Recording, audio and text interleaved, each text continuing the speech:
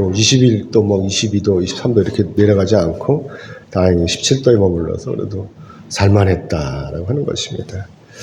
오늘 말씀은요, 할례와 세례라고 하는 주제를 가지고 말씀을 나누도록 하겠습니다. 여러분도 아시다시피 태초에 우리는 아담의 죄로 인해 가지고 아담이 이렇게 죄를 지은 대가로 우리는 하나님과 멀어지고 원수가 되어버렸죠. 그렇지만 사랑이 많으신 하나님께서는요, 우리를 불쌍히 여기셨기 때문에 우리를 다시 부르셨다라고 하는 것입니다. 이 부르심에 순종한 사람이 여러분도 잘 아시는 것처럼 아브라함이었죠. 아브라함은 갈대아 우르에서 살다가 하나님의 부르심에 따라서 또 하나님의 그 계획에 따라서 고향 친척 아비의 집을 떠나서 이제 가나안 땅으로 이주를 했던 것입니다. 그리고 이제 이 아브라함이 사라의 시종인 하갈을 통해서 아들을 낳았죠. 그 아들이 바로 이스마엘이었습니다. 그리고 아브라함이 99세 때 또 이 이스마엘이 13세 때 이제 할례를 받았죠. 이 할례에 대해서 우리가 말씀을 한번 보겠는데 창세기 17장 10절로 11절의 말씀입니다. 우리 같이 보겠습니다. 같이 읽겠습니다. 시작. 너희 중 남자는 다 할례를 받으라. 이것이 나와 너희와 너희 후손 사이에 지킬 내 언약이니라. 너희는 포피를 베어라. 이것이 나와 너희 사이의 언약의 표징이니라. 너희의 대대로 모든 남자는 집에서 난 자나 또는 너희 자손이 아니라 이방 사람에게서 돈으로 산 자를 막론하고 난 지 8일 만에 할례를 받을 것이니라. 아멘. 이렇게 할례를 받게 되었는데 이 할례가 바로 뭐냐면 하나님의 이 언약 백성이 되는 관문이라고 하는 것입니다. 이 할례를 받는 것이. 그래서 당시 하나님의 백성이 되려고 하면 누구들 막론하고 다 이렇게 할례를 받았다라고 하는 것입니다. 그래서 하나님께서는 이처럼 히브리인이든지 또 아니면 이방인이든지 간에 하나님의 백성이 되려고 한다면 다 할례를 받으라고 이렇게 명령을 하신 것입니다.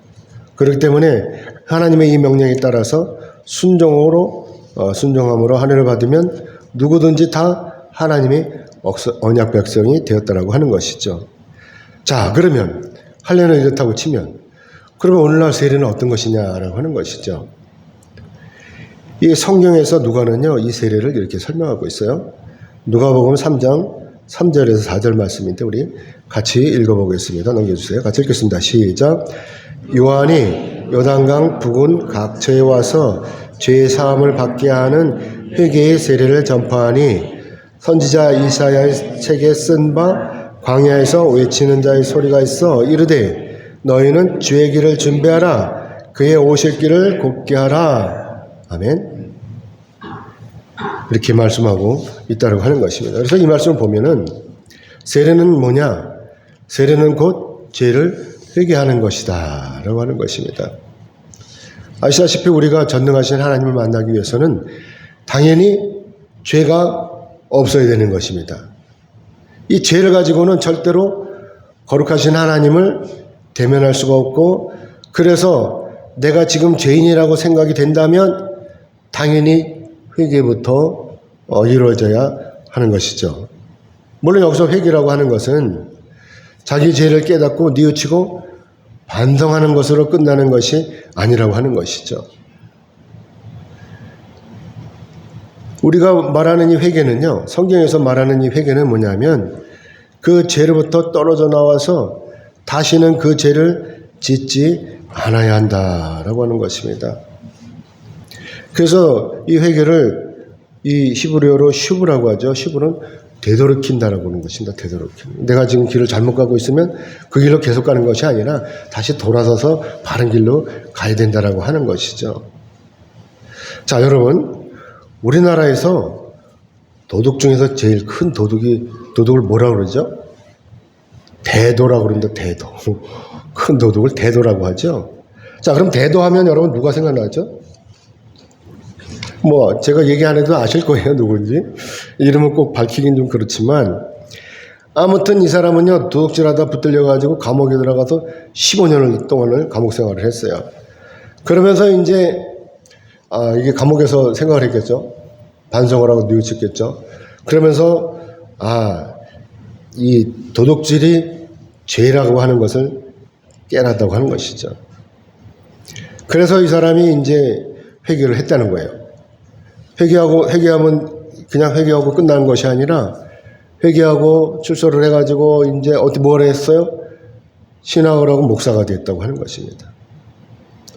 그러니까 대부분 이런 사람들이 이렇게 얘기를 했어요. 야, 이 사람이 정말 회개했나 보다 라고 생각하지 않았겠습니까? 목사가 되었으니까. 목사가 되었으니, 도둑이 목사가 되었으니 이거보다 더 확실한 회개가 어디 있겠습니까? 사랑하는 여러분. 그래서 여기서 진정한 회개란 바로 이 사람이 도둑질을 완전히 끊는 거예요. 목사가 되는 게 문제가 아니라 완전히 도둑질을 끊는 것이 진정한 회개라고 하는 것입니다. 회개한 사람이 다시는 도둑질을 하지 말아야 되죠. 하지만 이 사람이 결국 어떻게 되었죠? 개버릇 남 못 준다고 이 사람이 다시 도둑질을 했다고 하는 것입니다. 자, 그럼 이 사람은 왜 이렇게 도둑질을 다시 시작하게 됐을까요? 이 사람이 진정으로 회개한 것이 아닙니까? 아니면 이 사람이 회개한 척하고 흉내를 낸 것입니까? 물론 우리로서는 이 사람이 내면의 마음을 우리는 확실히 알 수가 없어요. 그렇죠? 어떻게 알겠습니까? 이 사람이 하나님 앞에서 진정으로 회개를 했다가 다시 실족한 것인지 아니면 원래 회개하지도 않았으면서도 회개한 척을 한 것인지는 우리는 몰라요. 그렇죠?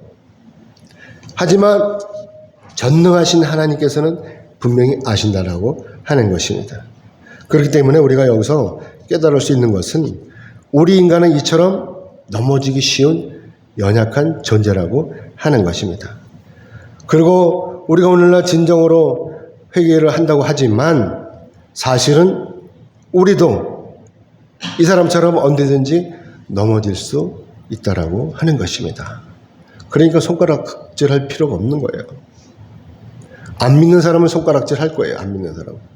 저거 목사님 무슨 또 도둑질을 해. 이렇게 손가락질을 할 거예요. 그렇지만 우리는 손가락질 하지 말자고요. 아멘이죠.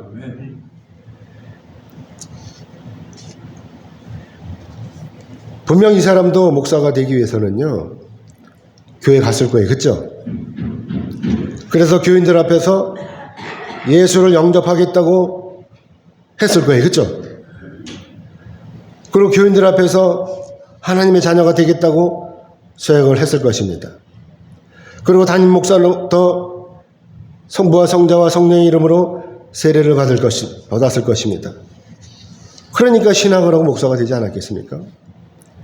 그런데도 이 사람이 다시 도둑질을 한 것이죠. 그리고 도둑질이라고 하는 이 죄를 또 짓게 되었다고 하는 것이죠. 자, 그러면 이 사람은 왜 그랬을까요? 무슨 이유로 도둑질을 다시 시작하게 되었을까요? 정녕 개가 자기가 토하는 토사물을 다시 집어먹는 것처럼 목사가 되어 여기저기 간증 집회 또 선교를 다니다가 다시 도둑질을 시작한 그 이유가 도대체 뭐냐고 하는 것입니다. 왜 그랬냐고 하는 것이죠. 이 사람이 정녕 도둑질을 참을 수가 없었을까요? 그래서 우리가 오늘 본문 말씀을 통해서 그 이유를 알아보려고 하는 것입니다. 제가 앞에서 말씀드린 것처럼 구약 시대에는 할례를 받으면 누구든지 하나님의 언약 백성이 되었다고 하는 것이죠. 하지만 하나님의 언약 백성이 되었다고 해서 사람들이 다 거룩한 사람으로 변하는 것은 또한 아니었다고 하는 것이죠. 여전히 할례를 받은 사람들이 하나님의 명령을 저버리고 또다시 거룩하신 하나님 앞에서 죄를 지었던 것입니다. 그래서 하나님께서 결단하심으로 특단을 조처를 내리신 것이 바로 독생자이신 예수 그리스도를 이 땅에 보내셨다라고 하는 것이죠. 그렇기 때문에 오늘날 우리 중에서 누구든지 예수를 영접하면 여전히 죄인인데도 불구하고 하나님께서 의롭다고 인정을 해주시는 것입니다. 이것이 바로 칭이라고 하는 것이죠. 그래서 하나님께서 우리에게 하나님의 자녀가 되는 권세를 주신 것입니다. 여전히 죄인인데도. 여전히 죄인인데도 우리를 의롭다고 하시고 하나님의 자녀로 삼아주셨다라고 하는 것이죠. 물론 이 과정 속에 뭐가 포함이 되는 것이죠? 세례가 포함이 된다고 하는 것이죠. 아시다시피 세례 요한이 베풀었던 세례가 바로 구약에서 실시한 이 할례와 같은 의미였던 것입니다. 하지만 예수님께서 오시고 난 후의 세례는 또 다른 의미가 있다고 하는 것이죠. 그것을 세례 요한이 이렇게 설명하고 있는 것입니다. 오늘 본문 16절의 말씀을 같이 보겠습니다. 16절 같이 읽겠습니다. 시작. 요한이 모든 사람에게 대답하여 이르되 나는 물론 너희에게 세례를 베풀거니와 나보다 능력이 많으신 이가 오시나니 나는 그의 신발을 풀기도 감당하지 못하겠노라. 그는 성령과 불로 너희에게 세례를 베푸실 것이요. 아멘. 사랑하는 여러분, 여기서 중요한 말씀이 뭐죠? 이것은 바로 여러분이 짐작하시는 대로 그는 성령과 불로 너희에게 세례를 베푸신다라고 하는 이 말씀인 것입니다. 지금까지 세례 요한이 베푼 세례는요, 단순히 자기 죄를 회개하는 정도의 세례였었어요. 하지만 예수님께서는 이러한 세례를 베풀었다고 하는 것이죠. 그 세례가 바로 성령의 불세례라고 하는 것입니다. 그래서 세례 요한이 주장하는 것이 바로 누구든지 세례를 받으려면 당연히 예수님으로부터 주어지는 이 성령의 불세례를 받아야 된다고 하는 것입니다. 그래야 하나님의 은혜와 능력으로 사람이 완전히 바뀌게 되는 것입니다. 아멘. 자, 그러나 여기서 또 궁금해지는 것이 있죠. 그러면 물세례는 뭐고 불세례는 뭐냐? 성령의 세례는 뭐냐라고 하는 것이죠. 이것을 딱 우리가 구분하기가 쉽지 않죠. 여러분, 그 차이가 뭐라고 생각하십니까? 그래서 신학자들이요, 이거를 구분해 줬어요. 우리가 이해하기 쉽도록. 먼저 물세례를 보면 이 물세례라고 하는 것은 우리 눈에 보이는 가시적인 죄 씻음이라고 하는 것이죠. 그리고 그리스도와 연합을 상징하는 신앙 고백이 여기서 나온다고 하는 것입니다. 자, 그 다음에 성령 세례는 뭐냐는 거죠. 성령 세례. 이 물세례는 우리가 지금 받고 있는 이 세례입니다. 그럼 성령 세례는 뭐냐는 것이죠. 우리 눈에 보이지는 않아요. 그러나 씻음이 있는 것입니다. 죄의 씻음이 있는 것이죠. 우리 눈에 보이지는 않지만. 또 하나님과 연합에 대한 하나님의 유효하신 인정이 이루어진다고 하는 것이죠. 우리가 이 성령 세례를 받는다고 한다면 이 설명이 이해가 되세요? 그래서 제가 다시 한번 요약을 하면 어떠냐. 이 물세례는 우리 눈에 보이는 행위라고 하는 것입니다. 그럼 성령 세례는 우리 눈에는 보이지 않지만 우리의 세례를 통해서 하나님과 영적으로 연합해서 변화를 한다고 하는 것이죠. 이것이 틀린 것입니다.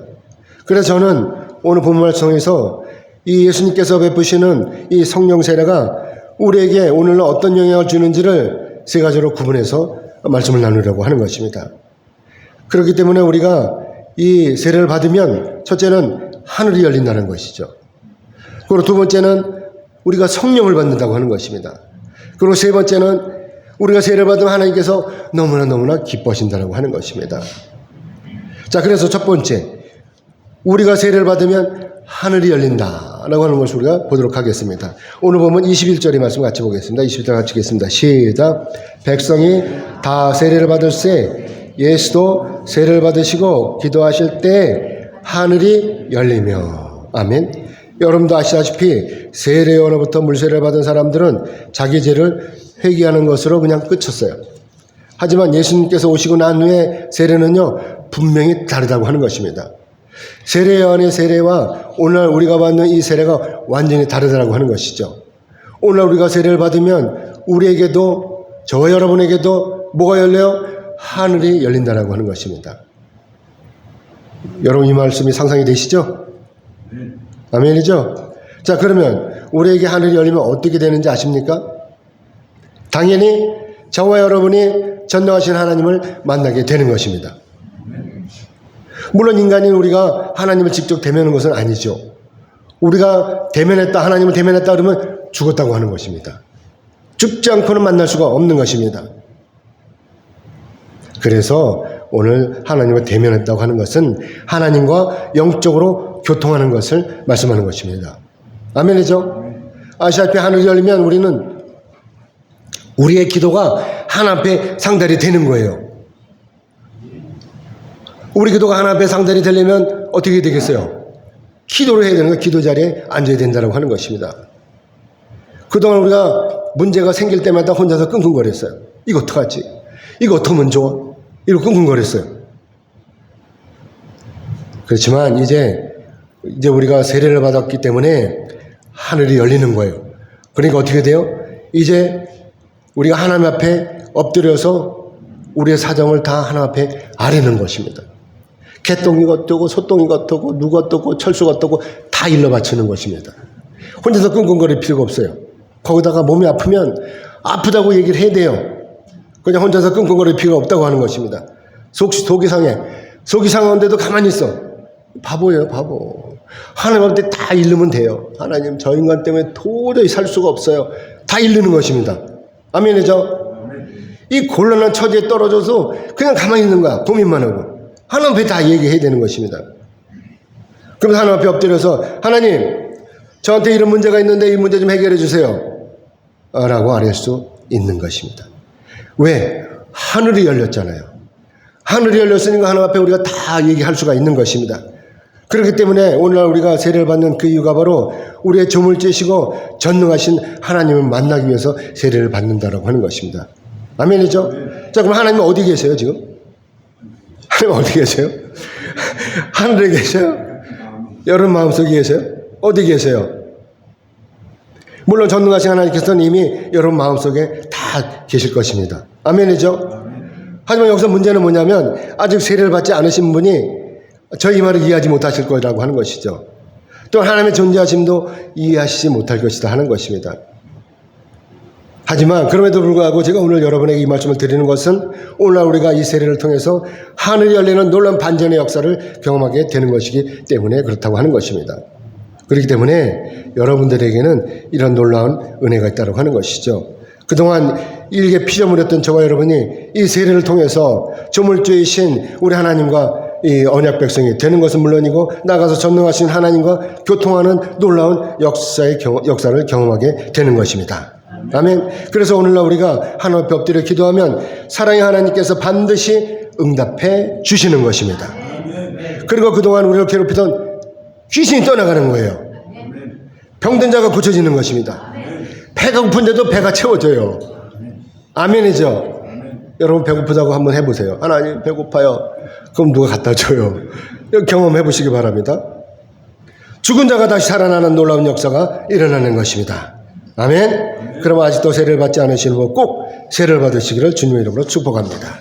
아멘. 자, 그리고 두 번째는요. 우리가 세례를 받으면 우리에게도 성령이 임하시는 것입니다. 아멘이죠. 오늘 보면 22절 전반절의 말씀을 같이 보겠습니다. 전반절 같이 읽겠습니다. 22절 전반절 시작. 성령이 비둘기 같은 형체로 그의 위에 강림하시더니. 여기까지요. 자, 여러분도 아시다시피 이 구약 성경을 보면요. 하나님께서 자신을 계시하시기 위해서 여러 가지 모습으로 나타나셨어요. 그렇죠? 하지만 오늘 여기서는 그렇게 하시지 않습니다. 성령이 비둘기같이 강림하신다는 말씀인 것이죠. 가시적으로 성령이 임하신다라고 하는 것입니다. 성령은 헬라어로 뭐라고 그러냐면 파라클레시스라고 이렇게 말씀을 하는데 이 파라클레시스가 뭐냐면 바로 옆에서 도우시는 분이다라고 하는 뜻인 것입니다. 그러니까 성령은 우리를 옆에서 도우시는 분이시라고 하는 것이죠. 오늘날 저와 여러분은 분명히 연약한 사람이죠. 연약하죠. 여러분 강해요? 귀신 이길 수 있어요? 절대로 못 이겨요. 우리는 연약한 인간이기 때문에 못 이긴다고 하는 것입니다. 여러분도 아시다시피 이 저와 여러분을 괴롭히는 이 마귀들 있죠? 귀신들. 이것들은 영적인 존재이기 때문에 우리보다 훨씬 강하다고 하는 것이죠. 그래서 이 마귀들이요. 연약한 저와 여러분을 어떻게 해요? 자기 입맛에 따라가지고 조종할 수 있다는 거예요. 그래서 오늘날 우리가 이 마귀들의 유혹에 넘어지기가 쉬운 거예요. 그래서 도둑질을 끊었다고 했는데 또 도둑질을 하는 것입니다. 계속해서 옆에서 찌르는 거예요. 야, 이번 한 번만 하고 그만둬.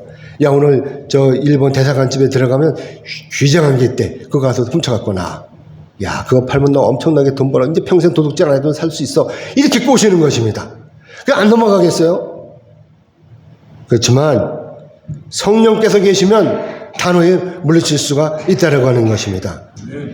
이 방해로 말미암아서 우리도 천국에 이르기가 쉽지 않아요.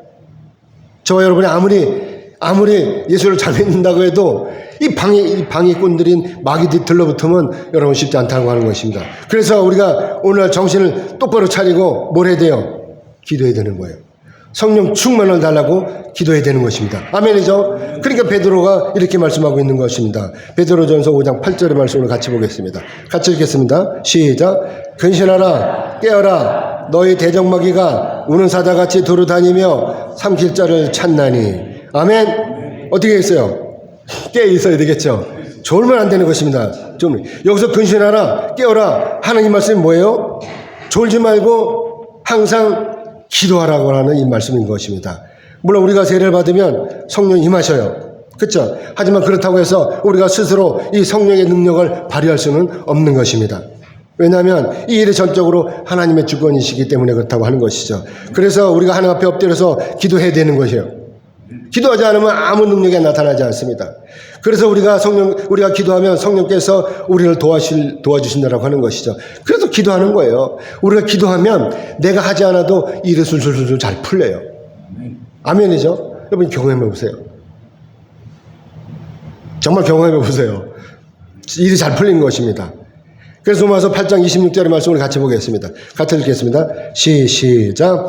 이와 같이 성령도 우리의 연약함을 도우시나니 우리는 마땅히 기도할 바를 알지 못하나 오직 성령이 말할 수 없는 탄식으로 우리를 위하여 친히 간구하시느니라. 아멘. 성령께서는요, 우리가 현재 어떤 처지에 있는지도 다 아시고 계시는 것입니다. 우리가 마귀에게 잡혀서 헤매고 있는지 아니면 우리가 게을러서 헤매고 있는지를 다 아시는 것입니다. 여러분 어디에 속하십니까? 기도하지 않는 이유가 무엇입니까? 마귀에 잡혀서 그런 것입니까? 아니면 게을러서 그런 것입니까? 하지만 그럼에도 불구하고 우리는 기도해야 되는 것입니다. 아멘이죠? 전능하신 하나님을 향해서 나를 도와주시라고 기도하는 것이죠. 그러면 성령의 능력으로 말미암아 그동안 여러분을 괴롭히던 이 병마가 떠나가고 더러운 귀신들이 모두 떠나가는 것입니다. 그래서 의사도 못 고치는 불치병이 치유되는 것입니다. 여러분에게 놀라운 성령의 능력이 나타나는 것입니다. 여러분에게도 놀라운 기적의 역사가 이루어지는 것입니다. 아멘. 뿐만입니까? 영원히 죽을 수밖에 없는 이 죄인이 영생을 얻어서 하나님의 나라 천국의 일꾼이 되는 것입니다.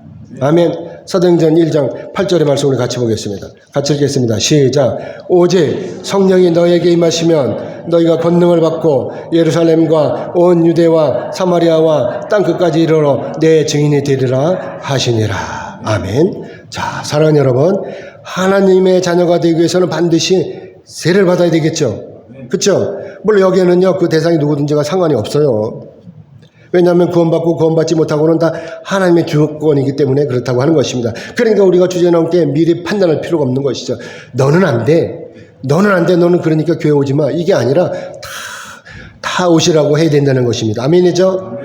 그러니까 다 누구든지 올라오면 그것은 그 구분은 누가 하셔야 하나님 하신다고 하는 것입니다. 전적으로 하나님으로부터 책가심 받은 자가 구원을 받는 것입니다. 그러니까 우리가 판단할 필요가 없다고 하는 것이죠. 그래서 전도자 빌립이 성령으로부터 이런 명령을 받았어요. 넘겨주세요. 사도행전 8장 26절의 말씀을 같이 보겠습니다. 넘겨주세요. 시작. 주의 사자가 빌립에게 말하여 이르되 일어나서 남쪽으로 향하여 예루살렘에서 가서로 내려가는 길까지 가라 하니 그 길은 광야라. 이 빌립이요, 이 성령의 인도하심을 따라가지고 이제 쫓아갔어요. 어디로요? 광야로 쫓아갔습니다. 그랬더니 거기에 에디오피아 여왕 간다게의 제물을 맡은 내시가 마침 예배를 드리러 예루살렘으로 올라갔다가 이제 자기 예배를 마치고 자기 고향으로 가는 길이었다고 하는 것이죠. 이때 이 내시가 마차에 앉아서 성경을 읽고 있었습니다. 이 내시가 읽던 성경이 바로 이사야 53장의 고난받는 종에 대한 말씀이었다고 하는 것이죠. 자, 사랑하는 여러분, 그래서 빌립이 어떻게 하겠어요? 이 사람이 그거를 이해할 수가 없을 거 아닙니까? 내시가 이방인이니까. 그러니까 빌립이 다가가서 너 그 말씀은 이해하냐? 그러니까 모른다. 좀 얘기 좀 해줘라. 그러니까 그 내용을 쭉 얘기를 해줬어요.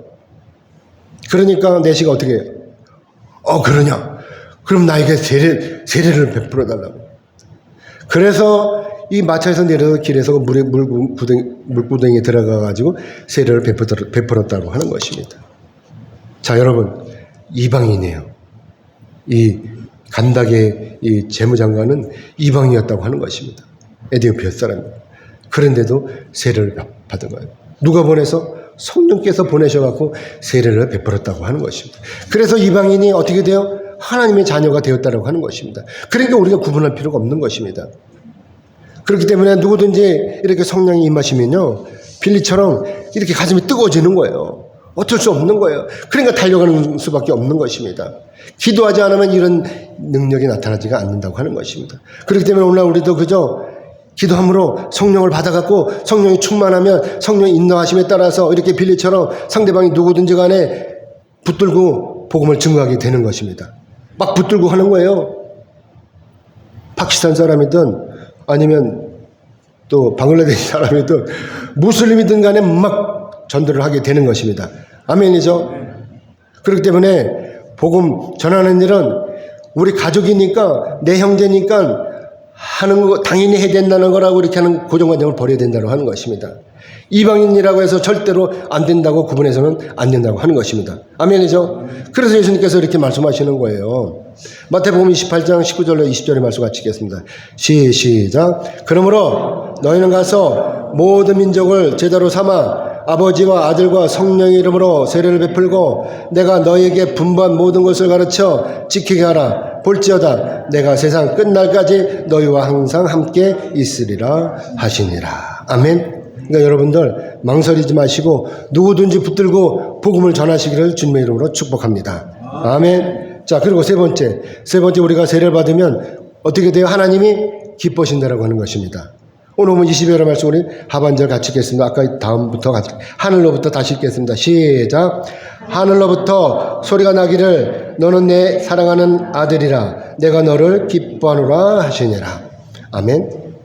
우리가 세례를 받는 것을 이렇게 하나님께서 기뻐하시는 이유는 바로 우리가 하나님의 자녀가 되는 것이기 때문에 그렇다고 하는 것입니다. 아시다시피 우리가 하나님의 자녀가 된다고 하는 것은 우리가 곧 하나님 나라의 상속자가 된다고 하는 것이죠. 죄로 말미암아서 영원히 불타는 지옥으로 떨어져야 하는 저와 여러분이 이제 하나님의 자녀가 되어서 하나님의 나라 천국에 가서 하나님과 함께 영원히 살게 된 것입니다. 그러니까 하나님께서 기뻐하시는 것입니다. 마태복음 8장 11절의 말씀을 같이 읽겠습니다. 마태복음 8장 11절 같이 읽겠습니다. 시작. 또 너희에게 이르노니 동서로부터 많은 사람이 이르러 아브라함과 이삭과 야곱과 함께 천국에 앉으려니와. 아멘. 누구든지 다 오는 거예요. 세례를 받으면. 하나님 얼마나 기뻐하시겠어요. 집을 나갔던 강아지가 돌아온 것도 기쁜 일인데 하물며 하나님께서 사랑하시는 이 자녀들이 돌아오는 일이야 오죽하겠습니까? 하지만 여기서 중요한 것이 있습니다. 뭐냐? 그것은 바로 장차 우리 인생이 가는 곳이 천국뿐이 아니라는 것이에요.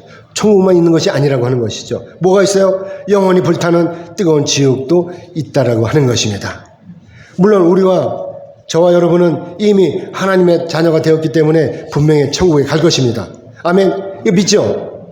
아멘이죠?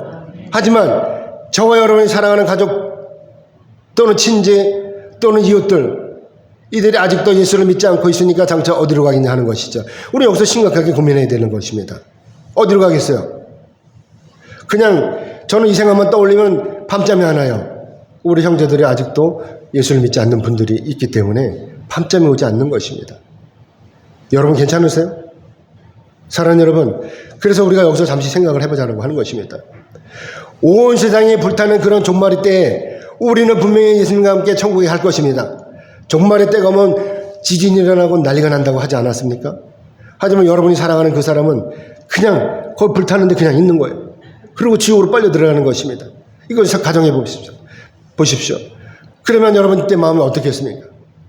나는 올라가는데 우리 형제들은 자매들은 그냥 있는 거예요.